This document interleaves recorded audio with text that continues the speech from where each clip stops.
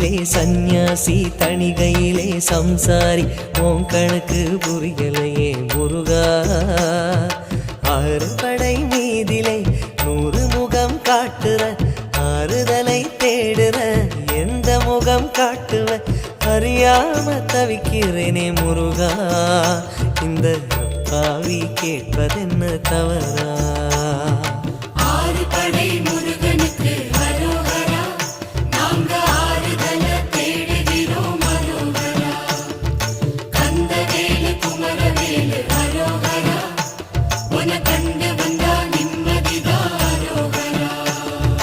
பழனியிலே சந்நியாசி தணிகையிலே சம்சாரி உன் கணக்கு புரியலையே முருகா